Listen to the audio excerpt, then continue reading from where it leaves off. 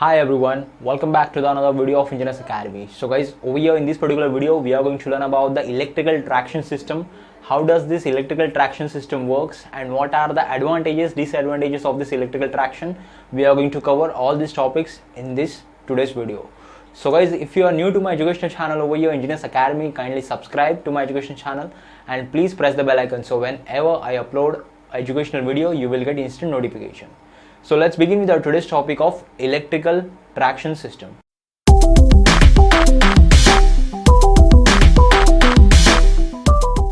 So first of all, we have to understand that what is a traction system, what is the meaning of traction and how does it produces. So well, in a conventional automobile system such as in IC engines, internal combustion engines or else steam engines, the power is drawn from the combustion of the fuel, and this particular combustion of the fuel occurs in a combustion chamber and it will move the piston, it will make the piston to reciprocate inside the chamber, and that will able to drive the wheel so that the traction gets produced.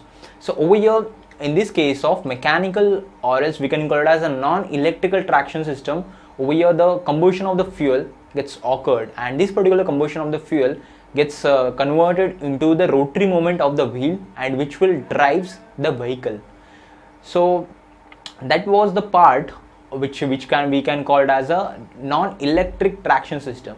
So there are this particular traction system which makes a particular vehicle to move. That is nothing but the propulsion of that particular vehicle that's occurred in this case, which is called as the traction. So this particular traction is of two types, that is of the non-electrical traction and electrical traction. In this particular video, we are going to cover the electrical traction. Non-electrical traction systems, which includes the diesel engine drives or else combustion engine drives, steam engine drives. So these includes the non-electrical traction systems. The electrical traction systems includes the use of the electrical drives such as electrical drive motors or else diesel electric drives or else battery operated electrical drives.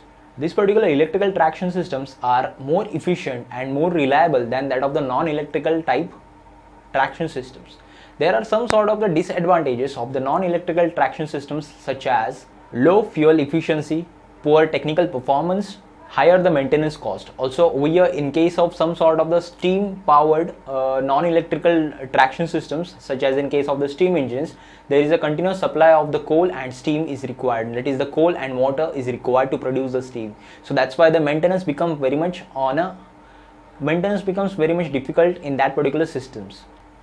So that was the disadvantages of the non-electrical traction systems. This particular electrical traction systems we can define as a railway vehicle that produces the sufficient power or else traction to move the train, or we can call it as a locomotive or else we can call it as a traction system. And this particular power generated can be in the form of electrical, steam or else diesel.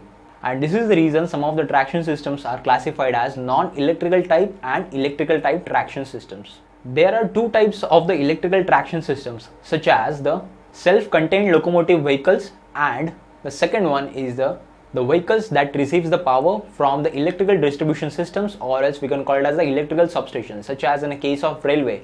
Railway receives the power from the overhead cables that can be of the high voltage AC systems or else DC systems. And these particular overhead cables can be called as, we can call it as a distribution system which feeds the power or else electrical energy into the locomotive. There is also another example such as some sort of the trolley or else some sort of the buses which uses the electrical energy, which drives the electrical energy from the overhead cables. So these are some sort of the examples of the vehicles that receives the power from electrical distribution systems. The self-contained electrical vehicles are uses such as the electrical batteries which will ultimately store electrical energy, and this particular electrical energy gets converted into the mechanical one to drive the electric vehicle, or some sort of the diesel electrical vehicle, we can call them as a self-contained electrical vehicles.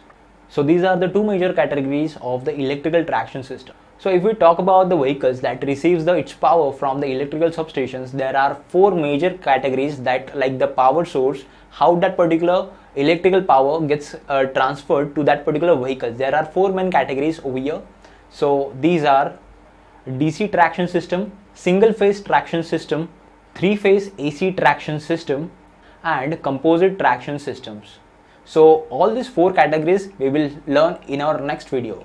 Also guys, there are some sort of the disadvantages of this electrical traction systems, which includes the high initial and setup cost. If there any failure in a power supply, the ultimately whole system gets collapsed. So that is also another disadvantage in this type of the traction system. And this particular electrical operated vehicles has to move only on the electrical tracks. So that is also becomes another disadvantages. The path has to be preferred and path has to be preset. Also, for this kind of vehicles, like for controlling and for braking, the additional equipments are required, which will also add on the cost while implementing.